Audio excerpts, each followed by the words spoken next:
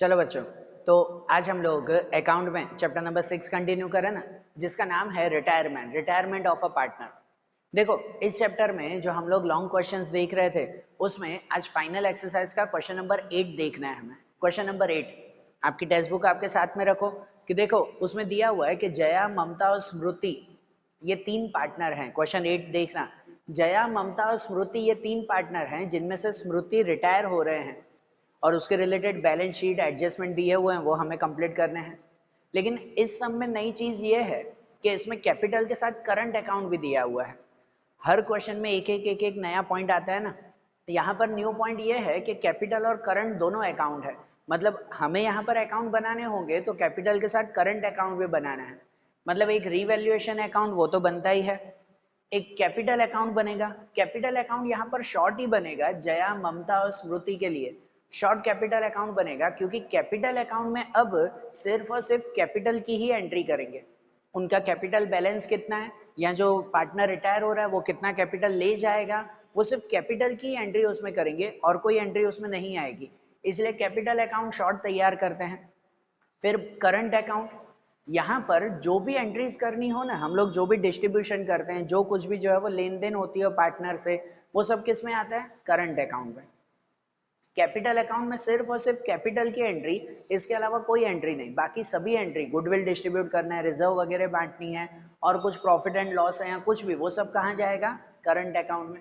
ये तो second chapter में भी हमने ऐसा किए थे फाइनल अकाउंट में। चैप्टर 5 एडमिशन वाला चैप्टर था, उसमें भी यही रूल आता था कि जब कैपिटल और करंट दो अकाउंट हो तो कैपिटल में खाली कैपिटल की एंट्री और कोई एंट्री नहीं, बाकी सब एंट्रीज करंट अकाउंट में। उसके बाद cash account as it is बनाते हैं और बैलेंस शीट बनेगी, ऐसे ना। तो यहाँ पर ये 5 अकाउंट तैयार होंगे। पांचों अकाउंट तैयार कर लो तो उनके हिसाब से फिर सम शुरू करें हम लोग। जैसे देखो, अगर सम में देखें ना तो सबसे पहले एडजस्टमेंट क्लियर करेंगे। पहला एडजस्टमेंट दिया हुआ है 4000 is outstanding for rent payable. Rent पे करना है, 4000 का बाकी है। तो ऊपर कोई रेंट के बारे में तो कुछ भी मेंशन नहीं है, ये तो वैसे ही आउटस्टैंडिंग एक्सपेंस है, एक्सपेंस देना बाकी है। 4000 रेंट पे करना है तो उसको कहाँ लिखते हैं? एक तो लायबिलिटी आता है ना, बराबर ना। ये आउटस्टैंडिंग रेंट कहलाता है हमारा, लायबिलिटी में लिखते हैं आउटस्टैंडिंग रेंट 4000। एक यहाँ रेंट होगा और दूसरा दूसरा ये रेंट हमारा एक्सपेंस है, नुकसान हुआ ना बिजनेस के लिए, रेंट देना है हमें, तो वो रिवैल्यूएशन के डेबिट में लिखेंगे। रिवैल्यूएशन में डेबिट साइड पे लिखेंगे आउटस्टैंडिंग रेंट, कितना?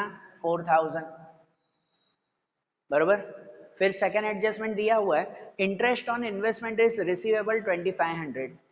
इन्वेस्टमेंट पे इंटरेस्ट मिलने वाला है वो 2500 रुपए का, जो मिलना बाकी है। अब ये पे करना बाकी था, लायबिलिटी में लिखा, वो मिलना बाकी है, इसकी अलग ही एंट्री होती है। इन्वेस्टमेंट का इंटरेस्ट हो तो इन्वेस्टमेंट में प्लस करने की जरूरत नहीं है, उसको अलग से ही लिखते हैं हम लोग हमेशा। भाई ये इंटरेस्ट मिलना बाकी है, तो वो मिलना बाकी है तो कहाँ लिखेंगे? एसेट्स में। ये पे करना बाकी था रेंट, तो लायबिलिटी में लिखा ना। वो मिलना बाकी है 2500, तो यहाँ पे लिखेंगे, यहाँ पे लिखेंगे outstanding interest on investment, outstanding interest on investment 2500, बराबर। और ये हमारी इनकम हुई, ये फायदा हुआ बिजनेस का, तो रिवैल्यूएशन के क्रेडिट में लिखेंगे आउटस्टैंडिंग इंटरेस्ट ऑन इन्वेस्टमेंट 2500, बराबर। ये भी हो गया। उसके बाद investment to be sold 35,000, investment बेच दिया। बेच दिया मतलब जो इन्वेस्टमेंट था उसे क्लियर करके पैसे ले लिए हमने, बराबर ना। तो ऊपर इन्वेस्टमेंट कितने का था? 33,000 का। 33,000 का इन्वेस्टमेंट 35 में बेच दिया हमने, बराबर। तो एक चीज ये भी नोट करना, ये भी पॉइंट इसमें नया है, ध्यान देना। इन्वेस्टमेंट बेच दिया हमने मतलब यहाँ नहीं लिखेंगे बैलेंस शीट में कि भाई 33 का 35,000 हो गया, 2000 प्लस करके लिखे, नहीं, ऐसे नहीं करना है, क्योंकि बेच दिया है तो अब बैलेंस बचेगा थोड़ी, बैलेंस शीट में थोड़ी लिखना है उसे। बेच दिया, पैसे मिल गए तो उसे कैश में लिखते हैं। ये इन्वेस्टमेंट कहाँ लिखा जाएगा? कैश में लिखा जाएगा कि ये पैसे मिले हमें। समझ आ रही है बात? ध्यान देना। आगे के कुछ सम्स में ऐसे ऐसे एडजस्टमेंट थे कि भाई इन्वेस्टमेंट पार्टनर लेकर जा रहा है, थे ना ऐसा एडजस्टमेंट। तो पार्टनर लेके जाता है तब भी बैलेंस शीट में नहीं लिखते, पार्टनर के अकाउंट में लिखते हैं ना हम लोग। तो यहाँ पार्टनर नहीं लेके जा रहा है, बेच ही दिया हमने, तो भी बैलेंस शीट में नहीं आएगा, वो यहाँ पे आएगा कैश में। तो 35,000 में बेच दिया ना, बेच दिया, पैसे मिले हमें तो डेबिट में लिखेंगे, पैसे जाते तो क्रेडिट में लिखते हैं। ये पैसे मिले तो डेबिट साइड पे लिखेंगे इन्वेस्टमेंट या तो सेल ऑफ इन्वेस्टमेंट, जो भी लिखो वहां लिखेंगे 35,000। 35,000 में बेच दिया हमने, बराबर। और दूसरी चीज देखो 33 का 35 में बेचा, 2,000 का फायदा हुआ ना, बराबर ना। ये फायदा या नुकसान होता है तो वो यहाँ लिखते ना हम लोग, सही बात है कि नहीं। अगर समझो नुकसान होता ना तो यहाँ लिखते डेबिट में, अगर फायदा हुआ है तो उसे यहाँ लिखेंगे क्रेडिट में।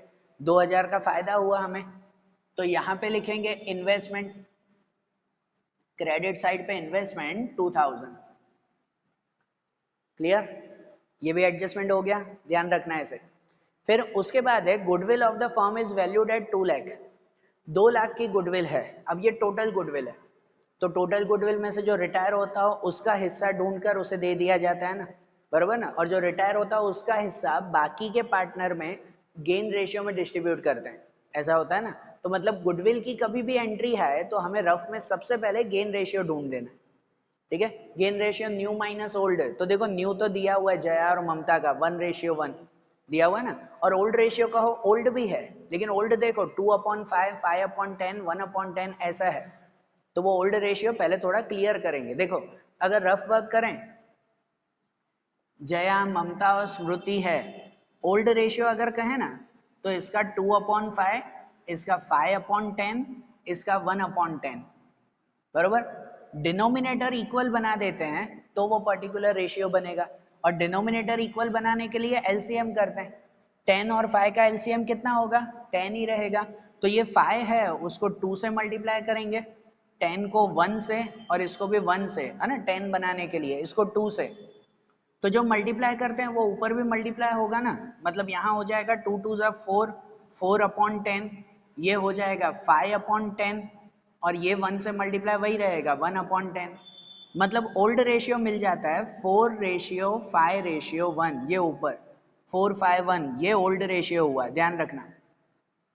और न्यू रेशियो अगर कहें तो न्यू रेशियो जया और ममता का दिया हुआ है 1:1, बराबर ना। ये न्यू रेशियो है 1:1, स्मृति तो रिटायर हो गए। तो अब इनके हिसाब से गेन फाइंड करना है। पहले अगर जया का गेन फाइंड करें, गेन ऑफ जया, तो उसके गेन के लिए फॉर्मूला आती है ना न्यू माइनस ओल्ड। तो न्यू रेशियो 1 है, 1/2 माइनस ओल्ड है 4, 4/10, 4/10 क्रॉस मल्टीप्लाई करते हैं ना, 10 1 जा 10, ये 2 4 जा 8 अपॉन 2 10 जा 20, तो 10 माइनस 8 2, 2/20, बराबर। ये जया का गेन। और जो है वो ममता का गेन फाइंड करें, गेन ऑफ ममता, तो उसमें भी न्यू माइनस ओल्ड, तो न्यू उसका 1 है, 1/2 माइनस ओल्ड है 5, 5/10, तो यहाँ पे हो जाएगा 10 1 जा 10, ये 2 5 जा 10/20, तो 10 माइनस 10 0, 0/20। अब इसके गेन में 0 आया, 0 आया, इसका मतलब ये है कि वो कोई गेन कोई सेक्रीफाइस कुछ भी नहीं कर रहे। तो इसका मतलब जो रिटायर हो रहे हैं उसकी गुडविल है ना, जो दोनों में बांटते हैं, वो दोनों में नहीं बांट पाएंगे, पूरी गुडविल जया को ही मिल जाएगी, बराबर। पूरी गुडविल उसे मिल जाएगी, वो बांटेंगे नहीं। अब पहले तो उसके हिस्से की गुडविल कितनी है स्मृति के हिस्से की, तो देखो उसका ओल्ड रेशियो आएगा 1, 1/10। टोटल गुडविल 2 लाख की है, 2 लाख का 1/10 करो तो कितना हो जाएगा, वो हो जाएगा ना 20,000, 20,000 आ जाएगा ना। मतलब 20,000 की गुडविल है, वो जो दोनों में बांटते हैं वो दोनों में नहीं, वो 20,000 की पूरी गुडविल जया को ही मिलेगी। तो हम एंट्री कैसे करते हैं, जो रिटायर होता हो उसके क्रेडिट में लिखते हैं। गुडविल की यही बेसिक एंट्री आती है ना, जो रिटायर होता हो उसके क्रेडिट में लिखते हैं, कैपिटल नहीं, करंट में। सब डिस्ट्रीब्यूट करना है तो अब यहाँ पर ही करंट में लिखेंगे प्रीमियम ऑफ गुडविल। जो रिटायर होता हो, भाई स्मृति रिटायर हो रहे हैं तो उसके क्रेडिट में 20,000 उसका हिस्सा, और ये 20,000 दोनों में बांट देते हैं। लेकिन दोनों में बांटने के लिए खाली इसी को ही मिलेगा, ममता को कुछ भी नहीं, उसका 0 आया आंसर। तो पूरे 20,000 जया को ही मिलेंगे। यहाँ डेबिट में ही लिख देते हैं प्रीमियम ऑफ गुडविल, और जया में ही लिख देंगे पूरे 20,000। समझ आ रहा है। ऐसी एंट्री करते हैं, जो रिटायर होता है उसके क्रेडिट में लिखते हैं और डेबिट में दोनों में बांट देते हैं, लेकिन दोनों में एक का तो कुछ भी नहीं आया तो वो पूरा इसी को ही दे देंगे, कोई बांटेंगे नहीं। बरोबर, ध्यान रखना बेटा। ये गुडविल की एंट्री हो गई हमारी, गुडविल की एंट्री हो गई। फिर जो है वो नीचे तो न्यू रेशियो दिया हुआ है, एडजस्टमेंट क्लियर हमारे। अब बैलेंस शीट में जो है वो उसकी एंट्री करते जाएं, जिनमें पहले क्रेडिटर है 90,000, तो क्रेडिटर्स यहाँ लिखते हैं ना लायबिलिटीज में, वो लायबिलिटीज में लिखेंगे क्रेडिटर 90,000। फिर जनरल रिजर्व है 70,000, तो जनरल रिजर्व क्या करते हैं, ओल्ड पार्टनर को ओल्ड रेशियो में बांट देते हैं हम लोग। तो जनरल रिजर्व यहाँ पे लिखेंगे ना, करंट अकाउंट में जनरल रिजर्व तीनों को बांट देंगे हम लोग। कितनी है रिजर्व, 70,000, तो 70,000 को 4, 5 और 1 के रेशियो में बांट दें, तो 70,000 में से इसे मिल जाएंगे 28,000, बराबर ना, 7 4 28,000, 7 5 35,000 इसे, और इसे मिलेंगे 7,000, बराबर। 70,000 4, 5, 1 का रेशियो में 28, 35 और 7,000। फिर उसके बाद कैपिटल अकाउंट है तीनों का। देखो कैपिटल अकाउंट कैपिटल में ही लिखेंगे, मैंने बताया ना, खाली कैपिटल की एंट्री कैपिटल में होती है और कोई भी नहीं। तो कैपिटल अकाउंट यहाँ पे लिख दें टू, और बाय यहाँ पे लिखते हैं ना by balance brought forward. Balance brought forward, तीनों का बैलेंस कितना है, 2 लाख, 1 लाख और 90,000। तो 2 लाख, इसे 1 लाख और इसे 90,000, बराबर। हैंडराइटिंग छोटी है, ध्यान रखना है इसमें। फिर उसके बाद करंट अकाउंट है, करंट अकाउंट जया और ममता का है। देखो लायबिलिटी पे करंट अकाउंट दिया हुआ है ना, मतलब ये स्टार्टिंग बैलेंस है क्रेडिट का, क्रेडिट बैलेंस है। लायबिलिटी की कोई भी चीज कहाँ लिखते हैं, ये 5th चैप्टर से देख रहे हैं हम। लायबिलिटी की कोई भी चीज क्रेडिट में लिखी जाती है, तो जो जया और ममता का बैलेंस दिया हुआ है वो क्रेडिट में ही लिखेंगे, ठीक है। क्रेडिट में लिखेंगे हम लोग बैलेंस ब्रॉड फॉरवर्ड, कि जिसमें जया में 26 और ममता में 14,000, इसमें 26,000 और इसमें 14,000, बराबर, ये दोनों का बैलेंस। फिर बेड डेब रिजर्व, तो बेड डेब रिजर्व कहाँ लिखते हैं, वो बांटते नहीं है, ये रिजर्व नहीं बांटते, ये चीज तो ध्यान रखना। और बेड डेब रिजर्व लिखेंगे कहाँ, दो मेथड है, या तो बेड डेब रिजर्व लायबिलिटी में लिख दो आप लोग, या तो डेप्टर्स में से माइनस करो। जनरली बेड डेब रिजर्व डेप्टर में से माइनस करते हैं, लेकिन यहाँ माइनस करके नहीं, आपको भी लायबिलिटी में ही दिया हुआ है, तो आप भी लायबिलिटी में लिखो तो भी ठीक है, उसमें से माइनस करो तो भी ठीक है, बरोबर ना। देखो हम लोगों को ध्यान है अकाउंट का रूल, कि अगर कोई जगह पर माइनस ना करना हो तो हम अपोजिट साइड पे लिख देते हैं। तो आप डेप्टर में से बेड डेब रिजर्व नहीं माइनस करते तो उसको अपोजिट साइड पे लिख दो, लायबिलिटी पे लिख दो, बात तो वही हुई हमारी, ठीक है ना।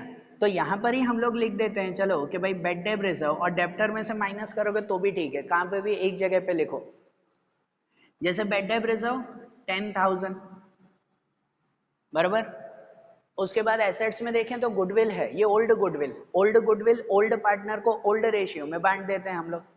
तो ये ओल्ड गुडविल है 30,000, वो यहाँ डेबिट में बांटेंगे ना, करंट में ही, कैपिटल में तो कुछ नहीं बांटना है, यहाँ पे बांट देंगे। कितनी गुडविल है, 30,000 की। 30,000 अगर तीनों को देना हम, तो 3 4 12,000 इसे मिलेगा, 15,000 इसे मिलेगा और 3,000 इसे मिलेगा, जया, ममता और स्मृति। 30,000 डिस्ट्रीब्यूट कर दिया तीनों को। फिर बिल्डिंग है 2,82,000, तो बिल्डिंग तो एज इट इज लिखेंगे, बिल्डिंग 2,82,000, बराबर। उसके बाद मशीनरी 1,45,000, वो भी सेम रहेगा, मशीनरी 1,45,000। उसके बाद इन्वेस्टमेंट 33,000, तो इन्वेस्टमेंट होगा 33,000, सॉरी इन्वेस्टमेंट नहीं लिखेंगे, सॉरी बेटा यहाँ मिस्टेक हुई, इन्वेस्टमेंट तो हमने बेच दिया था, उसका तो एडजस्टमेंट हो गया था हमारा, क्लियर, गलती मत करना, मैं भी गलती करता तो टोटल नहीं आता, फिर इन्वेस्टमेंट नहीं लिखेंगे। तो उसके बाद स्टॉक, स्टॉक 20,000 लिख दें, स्टॉक लिख दें भाई, स्टॉक 20,000, बराबर। उसके बाद है डेप्टर्स 50,000, वो भी सेम लिख दें, डेप्टर्स 50,000। डेप्टर्स के बाद लोन टू स्मृति, देखो पार्टनर की लोन है, तो पार्टनर की लोन कल भी हमने बताया था, कल भी ऐसा एक पॉइंट था, पार्टनर की लोन आप यहाँ पे लिखो बैलेंस शीट में तो भी ठीक है, यहाँ पे लिखो तो भी ठीक है, मैं ज्यादातर प्रेफर करता हूँ यहीं पे ही लिखो, कैपिटल इन करंट अकाउंट में, करंट में है तो करंट में लिखो। लोन टू स्मृति मतलब ये स्मृति को दी हुई लोन है, और ये लोन अगर लिख रही हो ना स्मृति की, तो वो डेबिट साइड पे लिखी जाएगी, क्रेडिट पे नहीं। ये चीज फिर से नोट करवा रहा हूँ, याद रखना, लायबिलिटी में कुछ भी दिया हुआ हो ना तो क्रेडिट साइड पे लिखते हैं, एसेट साइड कुछ भी दिया हुआ हो तो वो डेबिट में लिखते हैं। यहाँ जो लोन दी गई है 30,000 स्मृति की, एसेट्स में है, तो एसेट्स की लोन हो तो उसे कहाँ लिखते हैं, यहीं पर ही डेबिट में ही लिखते हैं। तो यहाँ डेबिट में लोन अकाउंट करके लिखेंगे, भाई ये लोन स्मृति की है 30,000, तो स्मृति में लिख दें 30,000, बरोबर ना, ये उसकी लोन हो गई। उसके बाद करंट अकाउंट स्मृति 10,000, ये करंट अकाउंट का बैलेंस है। देखो इन दोनों का, जया और ममता का बैलेंस यहाँ पे दिया हुआ था ना लायबिलिटी में, जो क्रेडिट पे लिखा, और स्मृति का बैलेंस यहाँ पे एसेट्स में दिया हुआ है, वो हमें कहाँ लिखना होगा, डेबिट में लिखना होगा। भाई जो 10,000 का बैलेंस है तो यहाँ पे लिखना होगा बैलेंस ब्रॉट फॉरवर्ड स्मृति में 10,000, बरोबर, ये इस साइड का बैलेंस हुआ, ध्यान आ रहा है। अब ये clear, adjustment clear, balance sheet भी क्लियर। अब क्लोजिंग, अब यहाँ क्लोजिंग करते वक्त ध्यान दो, भाई करंट अकाउंट में क्लोजिंग करना है तो थोड़ा सा चेंज होगा। करंट अकाउंट नया टॉपिक आया ना हमारा, तो इसमें अगर क्लोजिंग करना है तो थोड़ा सा चेंज होगा। हमेशा क्या करते थे, पहले तो रीवैल्यूएशन क्लोज करके यहाँ लेकर आते थे ना, वो तो इसमें भी वैसा ही करेंगे, रीवैल्यूएशन क्लोज करके यहाँ लेके आएंगे, और उनके हिसाब से हम लोग जो है वो पहले जो रिटायर होते थे उसका क्लियर करते थे अकाउंट, रिवैल्यूएशन लाकर जो रिटायर हो उसको क्लियर करते हैं। अब उसके दो अकाउंट है, कैपिटल और करंट, दोनों क्लियर करेंगे। रीवैल्यूएशन है उसे पहले ले आएंगे करंट में, कैपिटल में तो कुछ नहीं, करंट में ले आएंगे। करंट में जो रिटायर हो रहा है ना उसको क्लियर करके उसको ले जाएंगे कैपिटल में, ये चीज नहीं है, ध्यान समझो। करंट में जो रिटायर हो रहा है उसको खाली क्लोज करके लेकर आएंगे कैपिटल में, और कैपिटल में भी जो रिटायर हो रहा है उसको क्लोज करेंगे, जिससे उसका फाइनल कैपिटल पता चलेगा। क्योंकि जो रिटायर हो रहा है आगे उसका ना करंट अकाउंट मेंटेन रखना है ना कैपिटल अकाउंट मेंटेन रखना है, दोनों क्लियर कर देना है, तो वो दोनों क्लियर करेंगे ना। करंट अकाउंट का जो बैलेंस आएगा उसे कैपिटल में ट्रांसफर करेंगे, कैपिटल में जो बैलेंस बचेगा वो उसे जो है वो कैश या लोन दे देंगे, ठीक है, समझो। अब ये पूरा करते हैं हम लोग सम।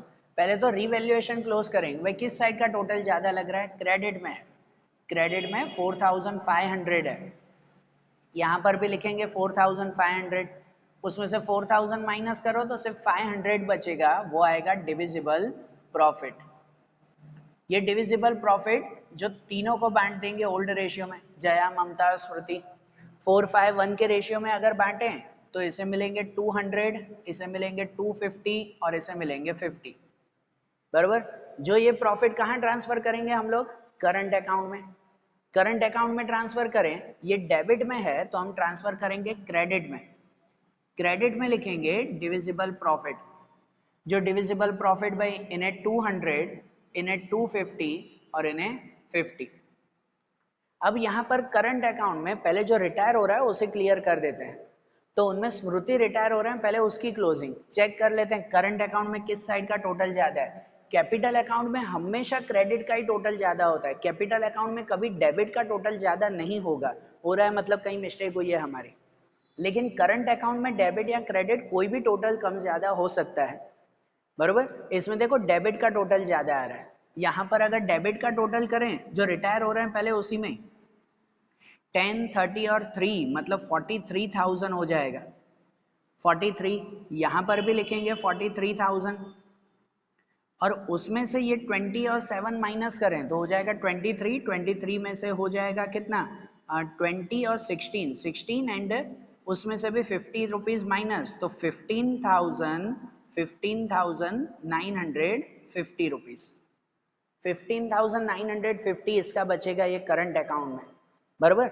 ये 15,950 उसे ट्रांसफर करेंगे हम लोग कैपिटल अकाउंट में, यहाँ कैपिटल अकाउंट लिखेंगे, क्योंकि जो रिटायर हो रहा है ना उसका करंट अकाउंट खत्म कर देना है, तो करंट अकाउंट खत्म कर दिया तो उसे कैपिटल में ट्रांसफर करके पता करेंगे कि अब कैपिटल भी उसका कितना खत्म हो रहा है, बरोबर ना, कैपिटल भी कितना खत्म हो रहा है वो भी चेक कर लेंगे, तो इसको ट्रांसफर कैपिटल में करेंगे, तो कैपिटल में यहाँ क्रेडिट में है ना तो उसे ट्रांसफर करेंगे हम डेबिट में, क्रेडिट में है तो डेबिट में ट्रांसफर करेंगे, यहाँ पे लिखेंगे करंट अकाउंट, करंट था तो उसमें नाम लिखा कैपिटल अकाउंट जो ट्रांसफर करना है, कैपिटल है तो उसमें नाम लिखेंगे करंट अकाउंट जो स्मृति का हमने ट्रांसफर किया 15,950 और अब इनका क्लोजिंग करेंगे बराबर। अब स्मृति में क्लोजिंग करें तो भाई यहाँ पर जो है वो उसके 90,000 आ रहे हैं, यहाँ पर भी लिख देंगे 90,000 और उसमें से ये माइनस करें तो उसमें से अगर ये माइनस करें ना तो यहाँ पर बचेगा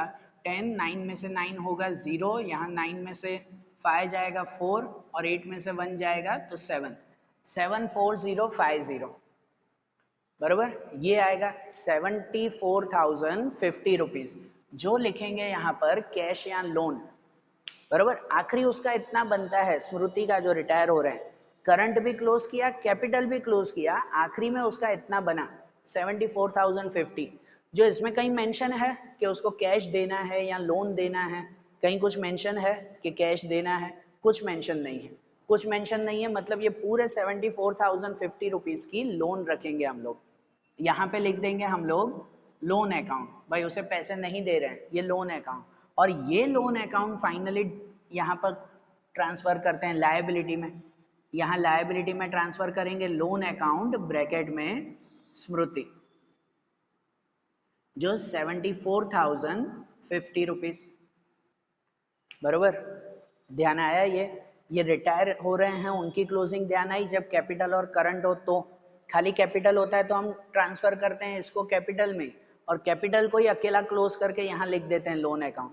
यहाँ करंट अगर है तो पहले रिटायर वाले का करंट क्लोज करेंगे, उसे ट्रांसफर करेंगे कैपिटल में, फिर कैपिटल का जो है वो बैलेंस पता करेंगे, वो डायरेक्ट लोन में लिखेंगे बराबर। ये ध्यान देना। अब बाकी के जो दो पार्टनर है ना उनकी क्लोजिंग नॉर्मल करेंगे जैसे नॉर्मल क्लोजिंग करते हैं, मतलब उसमें करंट को भी क्लोज करके यहाँ लेकर आएंगे, कैपिटल को भी क्लोज करके यहाँ लेकर आएंगे अलग अलग, उसमें नहीं करेंगे। उनका थोड़ी करंट अकाउंट बंद करना है, जो रिटायर है उसका करंट अकाउंट बंद करना था इसलिए उसे ट्रांसफर कैपिटल में कर दिया। जो कंटिन्यू पार्टनर हैं उनका करंट अकाउंट बंद नहीं करना है तो उसका करंट अकाउंट अलग से क्लोज करके ले आएंगे, कैपिटल अकाउंट अलग से क्लोज करके लेके आएंगे। अब जैसे हर चैप्टर में करते थे वैसे ही पहले अगर कैपिटल क्लोज करें तो उसमें तो है ही ये 2 लाख, यहाँ पर भी जो है वो ये 2 लाख आ जाएगा, 2 लाख। यहाँ पे कोई बैलेंस नहीं है तो यहाँ पर बैलेंस कैरी फॉरवर्ड करके लिखेंगे 2 लाख। जया के 2 लाख, ममता में यहाँ पर 1 लाख है, यहाँ पर भी लिखेंगे 1 लाख और यहाँ पे भी कुछ नहीं तो 1 लाख। ध्यान देना हैंडराइटिंग बहुत छोटी हो गई, ध्यान देना आप लोग। ये बैलेंस को यहाँ ट्रांसफर करेंगे, कैपिटल अकाउंट करके लिखेंगे, कैपिटल अकाउंट जया में 2 लाख और ममता में 1 लाख, तो बाहर आ जाएगा 3 लाख। ये कैपिटल अकाउंट क्लोज। अब करंट अकाउंट क्लोज करेंगे, करंट अकाउंट में भी एक एक करके क्लोज करें, चेक करते हैं किस साइड का टोटल ज़्यादा है। तो भाई इसमें इस साइड का टोटल ज़्यादा है जया का, ये हो जाएगा कितना, तो ये 200, 8 और 6 14 एंड 5 54,200। यहाँ पर भी 54,200, जिसमें से अगर ये 32,000 अगर माइनस करें तो 3 मतलब यहाँ 2 एंड 2 22,200 बचेगा। इसका बचेगा 22,200 जया का, जो लिखेंगे हम लोग बैलेंस कैरी फॉरवर्ड बराबर ना। ये भी यहाँ ट्रांसफर करेंगे। और ममता में भी अगर क्लोजिंग करें तो भाई यहाँ पर क्लोजिंग होगी 14 एंड 35, तो यहाँ पे आ जाएगा 49,250 बराबर। 49,250 यहाँ पर भी लिखेंगे 49,250 और उसमें से 15,000 माइनस करना है तो 15 अगर माइनस करें तो 34,250 बचेगा। ये 34,250 उसे भी यहाँ लेकर आएंगे बराबर ना। बाकी के दोनों पार्टनर का तो कैपिटल अलग करंट अलग, यहाँ पे आप लिख देंगे current account. Current account Jaya और ममता के लिए, भाई जया का आया 22,200 और ममता का 34,250। बाहर अगर टोटल कर दें तो 56,450 बराबर, 56,450। ये क्लियर ना। अब ये हो गया तो आखिरी क्या, तो आखिरी कैश अकाउंट हम लोग क्लोज करेंगे उसमें बराबर। कैश अकाउंट क्लोज करें तो कैश में तो यही है 35,000 का कैश मिला जो हमें है ना, पहले का कोई बैलेंस इसमें नहीं दिया हुआ है सम में हर एक में बैलेंस होता है कैश का, इसमें कहीं पर भी कैश का बैलेंस नहीं था, तो जो 35,000 मिले वही हमारा कैश का बैलेंस रखा हमने। ये 35,000 जो लिखेंगे हम लोग बैलेंस कैरी फॉरवर्ड 35,000, यही 35,000 यहाँ पे ट्रांसफर कैश अकाउंट 35,000 बराबर। एंड फाइनली जो है वो अब इनका टोटल, जो दोनों का टोटल कैसा आना चाहिए, इक्वल होना चाहिए हमारा टोटल। तो मतलब अगर इस साइड का टोटल हम लोग करें ना तो यहाँ पे टोटल आ जाता है हमारा 4 एंड 500, देन यहाँ पे 6 और 4 10 और 4 14 ऊपर 1, देन 6 और 9 15 और एक 16 और 23 ऊपर 2 एंड 5,34,500। और इस साइड का भी टोटल आ जाएगा हमारा 5,34,500। अगर दोनों साइड का टोटल जो है वो इक्वल है तो इसका मतलब हाँ हमारा सम जो है वो करेक्ट है, बरोबर ना। हाँ दोनों साइड का टोटल इक्वल है वो। सम समझ में आया। तो इस सम में हमारी ये चीज़ नहीं थी कि भाई करंट अकाउंट बनाना हो तो हमें ट्रीटमेंट्स कैसे देनी है, ठीक है ना। ये चीज़ अच्छी तरह से माइंड में रखना। ये सम भी अच्छी तरह से लिख लो बुक में, फिर जो इसके नेक्स्ट क्वेश्चंस हैं आगे के सम्स हैं वो अब हम लोग नेक्स्ट वीडियोस में देखेंगे। Okay, thank you.